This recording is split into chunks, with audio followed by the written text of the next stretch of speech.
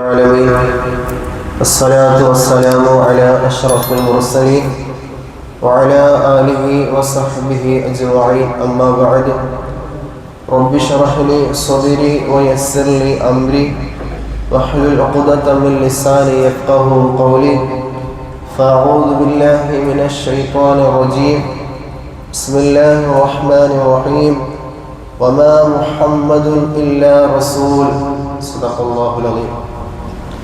وقال أبو بكر الصديق رضي الله عنه عند وداع النبي صلى الله عليه وسلم من كان منكم يعبد محمدا صلى الله عليه وسلم فإن محمدا قد مات من كان منكم يعبد الله فإن الله حي لا يموت.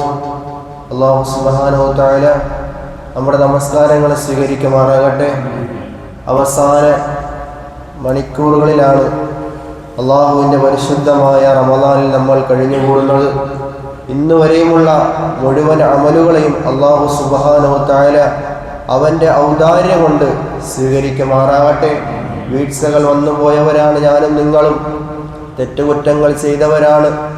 നോമ്പുകാരായിട്ട് പോലും പരമാവധി നമ്മൾ തെറ്റുകുറ്റങ്ങളിൽ നിന്ന് ഒഴിഞ്ഞു നിന്നിട്ടുണ്ടെങ്കിലും ചില സാങ്കേതിക, ചിലപ്പോൾ നമ്മുടെ ശാരീരികമായ അല്ലെങ്കിൽ നമ്മുടെ സാമൂഹികമായ ഇടപെടലുകളിൽ നമ്മൾ വീഴ്ചകൾ വരുത്തിയവരാണ്.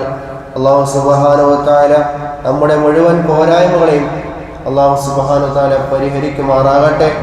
നമ്മുടെ ആഖിബത്ത് അല്ലാഹു നന്നാക്കി ഈമാനോടുകൂടി ജീവിക്കുവാനും ഈമാനോടുകൂടിയുള്ള മരണവും അല്ലാഹു സുബ്ഹാനഹു വ തആല നമുക്ക് നസീബാക്കുമാറാകട്ടെ. ആമീൻ യാ റബ്ബൽ ആലമീൻ. അല്ലാഹുവിൻ്റെ റസൂൽ സല്ലല്ലാഹു അലൈഹി വസല്ലമ തങ്ങൾ മക്കയിലും മദീനയിലുമായി 63 വർഷം അല്ലാഹുവിൻ്റെ റസൂൽ ജീവിച്ച് കേവലം 10 വർഷം കൊണ്ട് മദീന എന്ന് പറയുന്ന ഒരു പട്ടണത്തെ ലോകം മുഴുവനും അറിയപ്പെടുന്ന ഒരു പ്രദേശമാക്കിയെടുത്തത് അല്ലാഹുവിൻ്റെ റസൂൽ സല്ലല്ലാഹു അലൈഹി വസല്ലമ തങ്ങളുടെ ജീവിത ശൈലിയാണ്. ലോകം മുഴുവനും ആ ഒരു മദീനയെ ശ്രദ്ധിക്കാൻ തുടങ്ങിയത്. 10 വർഷത്തോളം അല്ലാഹുവിൻ്റെ റസൂൽ ചെയ്ത ആ ത്യാഗങ്ങളും അവിടുന്ന് സഹാബത്തിനെ വളർത്തിയെടുത്തതും ഒരൊറ്റ കാരണത്തിൽ മാത്രമാണ്.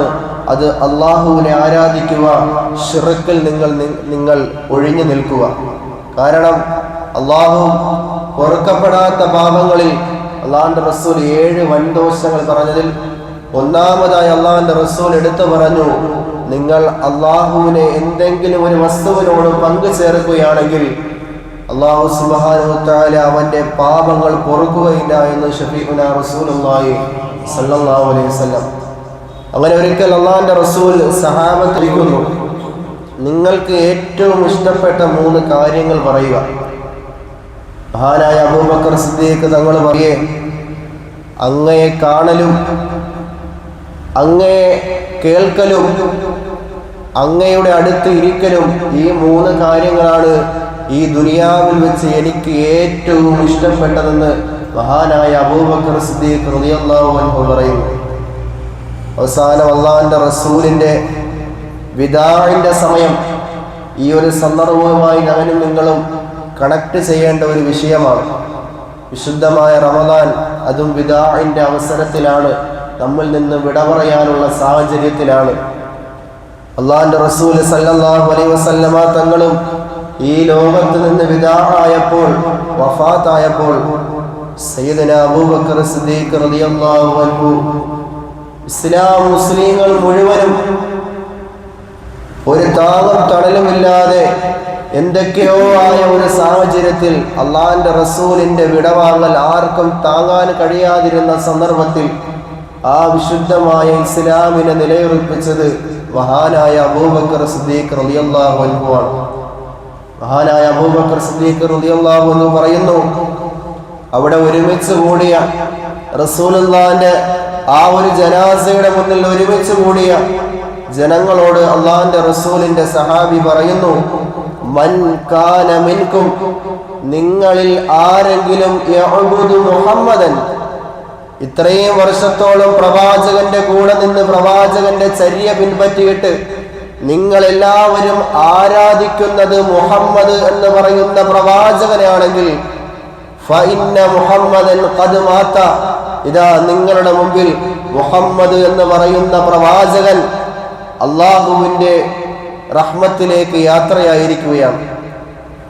ഇനി മൻ കാന മിൻകും, നിങ്ങളിൽ ആരെങ്കിലും യഅബുദുല്ലാഹ, നിങ്ങൾ അള്ളാഹുവിനെയാണ് ആരാധിക്കുന്നതെങ്കിൽ ഫഇന്നല്ലാഹ ഹയ്യുൻ ലാ യമൂത്ത്, ഒരിക്കലും മരിക്കാതെ ജീവനോടെ ഇരിക്കുന്ന അല്ലാഹു സുബ്ഹാനഹു വ തആല അവൻ എന്നെന്നും നിലനിൽക്കുന്നവനാണ്.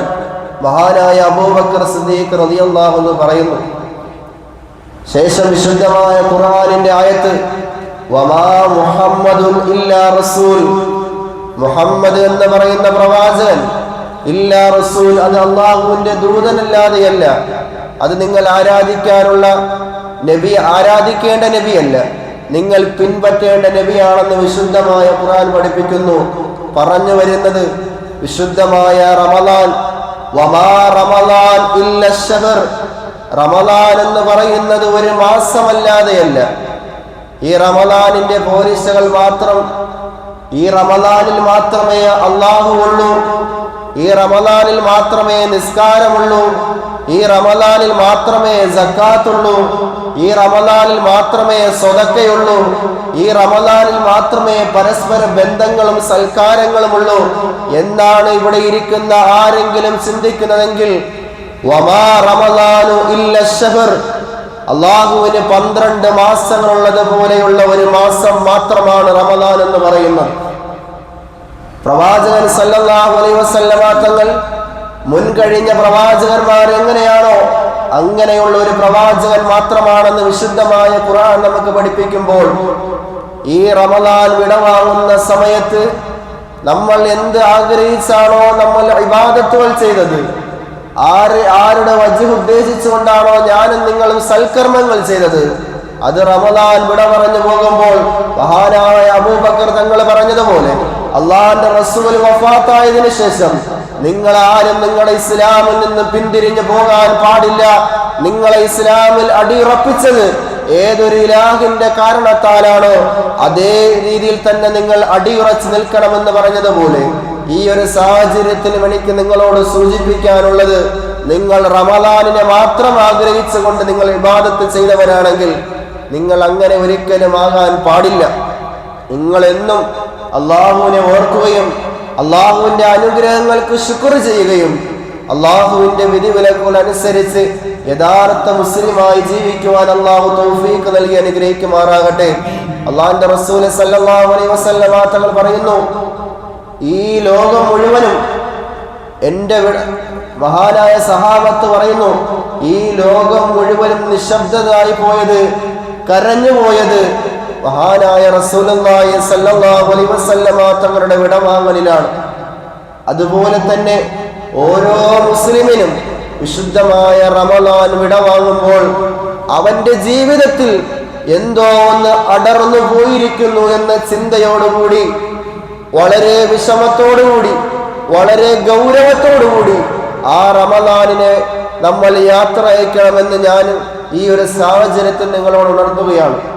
എന്നിട്ടും അല്ലാഹു സുബ്ഹാനഹു വ തആല നമുക്ക് നൽകിയ രണ്ടേ ആഘോഷങ്ങൾ അല്ലാഹുവിന്റെ റസൂൽ പറയുന്നു, നിങ്ങൾ ആ റമളാനിന്റെ മഹത്വങ്ങളും ആ ഒരു ഇബാദത്തുകളുമായി ഇനി റമളാനിലേക്ക് എത്താൻ 11 മാസത്തോളം കാത്തിരിക്കണമല്ലോ എന്ന വിഷമം നിങ്ങൾക്കുണ്ടാകാതിരിക്കാൻ അള്ളാഹുവിന്റെ റസൂൽ പറയുന്നു, എന്റെ ഉമ്മത്തിന് അള്ളാഹു രണ്ടേ ആഘോഷങ്ങളെ തന്നിട്ടുള്ളൂ. നിങ്ങൾ സന്തോഷിക്കുന്നതിന് വേണ്ടി അള്ളാഹു നിങ്ങൾക്ക് രണ്ടേ ആഘോഷങ്ങൾ നൽകിയിട്ടുള്ളൂ. അത് ഒന്ന് ഈദുൽ ഫിത്ർ, മറ്റൊന്ന് ഈദുൽ അദ്ഹ, ചെറിയ പെരുന്നാളും വലിയ പെരുന്നാളും. അപ്പോൾ ഈദുൽ ഫിത്ർ എന്നാണ് ചെറിയ പെരുന്നാൾ അറിയപ്പെടുന്നത്. അപ്പോൾ ഒരു വിശ്വാസിയെ സംബന്ധിച്ചിടത്തോളം ഫിത്ർ കൊടുക്കേണ്ടത് അവന്റെ നിർബന്ധമായ കടമയാണ്. അവൻ ചിലവിന് കൊടുക്കുന്ന ആൾക്കാരുടെ എണ്ണമനുസരിച്ച് ഫിത്ർ സക്കാത്ത് കൊടുക്കൽ ഒരു വ്യക്തിത്വത്തിന്റെ, ഒരു മനുഷ്യന്റെ ജീവിതത്തിൽ നിർബന്ധമായ കാര്യങ്ങളാണ്. നമ്മൾ നമ്മുടെ കുടുംബക്കാർക്ക് കൊടുക്കും, വേണ്ടെന്ന് പറയുന്നില്ല. പക്ഷേ നമ്മുടെ നാട്ടിൽ, നമ്മുടെ ഇടയിൽ എത്രയോ സാധുക്കളായ ജനങ്ങളുണ്ട്. അവര് പട്ടിണി കിടക്കാൻ പാടില്ല എന്ന ഇസ്ലാമിന്റെ ആശയമാണ്. നിങ്ങൾ വലിയ പെരുന്നാളിന് നിസ്കാരത്തിന് മുമ്പേ നിങ്ങൾ എന്ത് ചെയ്യണം? ഫിത്ർ സക്കാത്ത് നിങ്ങൾ കൊടുത്തു വിടണം. നിങ്ങളുടെ വീട്ടിൽ ബിരിയാണിയോ നിങ്ങളുടെ വീട്ടിൽ മറ്റു ഭക്ഷണങ്ങളോ പാചകം ചെയ്യുമ്പോൾ പാവപ്പെട്ടവന്റെ വീട്ടിലും അടുപ്പെരിയണം, പാവപ്പെട്ടവന്റെ വീട്ടിലും ഭക്ഷണങ്ങൾ പാകം ചെയ്യപ്പെടണം. അതുകൊണ്ടാണ് വിശുദ്ധമായ ഇസ്ലാം പറയുന്നത്, റമദാൻ അവസാനിച്ച് ശവ്വാലിന്റെ പിറ കാണുന്ന ആ സമയം മുതൽ പെരുന്നാൾ നമസ്കാരത്തിന് മുമ്പ് തന്നെ നിങ്ങൾ നിങ്ങളുടെ ലിസ്റ്റിൽ ആരെല്ലാമാണോ നിങ്ങൾ ഫിത്ർ സക്കാത്ത് കൊടുക്കാൻ ഉദ്ദേശിച്ചിട്ടുള്ളത് അവരെ നേരിൽ കണ്ടു കൊടുക്കുക. അൽഹംദുലില്ലാഹ്, ഇപ്പോൾ അങ്ങനെയുള്ള ഒരു ബുദ്ധിമുട്ടില്ലാതെ നമ്മുടെ മഹല്ല് നിവാസികളിൽ, നമ്മുടെ മഹല്ലത്ത് തന്നെ അതിനുള്ള സംവിധാനങ്ങൾ ഒരുക്കുന്നുണ്ട്. അല്ലാഹു സുബ്ഹാനഹു വ തആല അങ്ങനെയുള്ള അമലുകളിലും പ്രോത്സാഹനത്തോടുകൂടി സജീവമാകാൻ അല്ലാഹു സുബ്ഹാനഹു വ തആല തൗഫീഖ് നൽകി അനുഗ്രഹിക്കുമാറാകട്ടെ. ഫർളായ ഇബാദത്തുകൾ സുന്നത്തുകൾ കൊണ്ട് പരിഗണിക്കുന്നത് പോലെ അള്ളാന്റെ റസൂല് പറയുന്നു, ഫർളായ ഈ റമദാനിലെ നോമ്പുകളുടെ വീഴ്ച ഫിത്ർ സക്കാത്ത് നിങ്ങൾ കൊടുക്കുന്നതിലൂടെ അള്ളാഹു ആ പോരായ്മകൾ മാറ്റിത്തരുമെന്ന് ഷഫീഉനാ റസൂലുള്ളാഹി സ്വല്ലല്ലാഹു അലൈഹി വസല്ലം. നമ്മൾ ഇതൊക്കെ ഗൗരവമായി കാണേണ്ട വിഷയങ്ങളാണ്. സക്കാത്തിന്റെ കാര്യമാണെങ്കിലും ഈ ഭക്ഷണത്തിന്റെ സക്കാത്താണെങ്കിലും അല്ലെങ്കിൽ സാമ്പത്തികമായുള്ള സക്കാത്തിന്റെ കാര്യങ്ങളാണെങ്കിലും നമ്മൾ ഗൗരവത്തോടു കൂടി കാണേണ്ട വിഷയങ്ങളാണ്.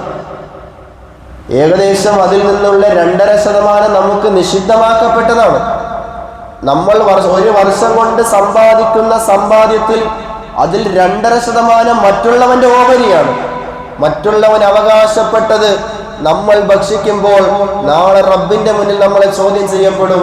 അള്ളാഹുവിന്റെ റസൂൽ സല്ലല്ലാഹു അലൈഹി വസല്ലം തങ്ങൾ പറയുന്നു, സമ്പത്തുകൾ കുന്നുകൂട്ടി സ്വതക്ക കൊടുക്കാതെ, ഹദിയ കൊടുക്കാതെ, സക്കാത്തിന്റെ സംവിധാനങ്ങൾ ഒരുക്കാതെ ഒരു മനുഷ്യൻ എങ്ങാനും മരണപ്പെട്ട് കഴിഞ്ഞാൽ ഖബറിൽ കിടക്കുന്ന സമയത്ത് അവന്റെ കഴുത്തിൽ ഒരു പാമ്പ് ചുറ്റി നിൽക്കുമത്രേ. അവന്റെ മുഖാമുഖം നിന്നിട്ട് ആ പാമ്പ് പറയുമത്രേ, നീ നിന്റെ ജീവിതത്തിൽ സ്വരൂപിച്ചു വെച്ച പണമാണ് ഇന്ന് ഈ പാമ്പിന്റെ രൂപത്തിൽ വന്നു നിൽക്കുന്നതെന്ന്. ആ പാമ്പ് നമ്മളോട് ചോദ്യങ്ങൾ ചോദിക്കുകയും ആ പാമ്പ് തന്നെ നമ്മളെ ശിക്ഷിക്കുമെന്ന് പ്രവാചകൻ സല്ലല്ലാഹു അലൈഹി വസല്ലം തങ്ങൾ പഠിപ്പിക്കുന്നുണ്ട്. അതുകൊണ്ട് സമ്പാദിച്ചു കൂട്ടുന്ന സമ്പാദ്യം കഴുത്തിൽ ചുറ്റുന്ന പാമ്പായി മാറാതിരിക്കാൻ നമ്മുടെ ഹക്കിടപാടുകൾ പൂർണ്ണമായും ഇസ്ലാമിന്റെ രീതിയിൽ തന്നെ അത് കൊടുത്തു നിർവഹിക്കേണ്ടത് നമ്മുടെ കടമയാണ് എന്ന ചിന്ത നാം ഓരോരുത്തർക്കും ഉണ്ടാകണം. അല്ലാഹു സുബ്ഹാനഹു വ തആല കാര്യങ്ങൾ മനസ്സിലാക്കാനുള്ള തൗഫീഖ് നൽകി അനുഗ്രഹിക്കുമാറാകട്ടെ. ഇബാദത്തുകൾ ഒരുപാട് പ്രതിഫലങ്ങളുള്ള രാവുകളും ദിവസങ്ങളും സമയങ്ങളുമാണ്. അല്ലാഹു സുബ്ഹാനഹു വ തആല പൂർണ്ണമായും ഇബാദത്തുകൾ സ്വീകരിക്കപ്പെട്ടവരുടെ കൂട്ടത്തിൽ പാപികളായ നമ്മളെയും ഉൾപ്പെടുത്തി അനുഗ്രഹിക്കുമാറാകട്ടെ. നമ്മുടെ കുറ്റങ്ങൾ, കുറവുകൾ, ന്യൂനതകളെല്ലാം അല്ലാഹു സുബ്ഹാനഹു വ തആല പരിഹരിക്കുമാറാകട്ടെ. അവൻ സ്നേഹിക്കുന്ന, അവൻ ഇഷ്ടപ്പെടുന്ന, അവൻ സഹായിക്കുന്നവരുടെ കൂട്ടത്തിൽ നമ്മളെയും അല്ലാഹു സുബ്ഹാനഹു വ തആല ഉൾപ്പെടുത്തി അനുഗ്രഹിക്കുമാറാകട്ടെ. വആഖിറു ദുആഇ അൽഹംദുലില്ലാഹി റബ്ബിൽ ആലമീൻ. അസ്സലാമു അലൈക്കും വറഹ്മത്തുള്ളാഹി വബറകാതുഹു.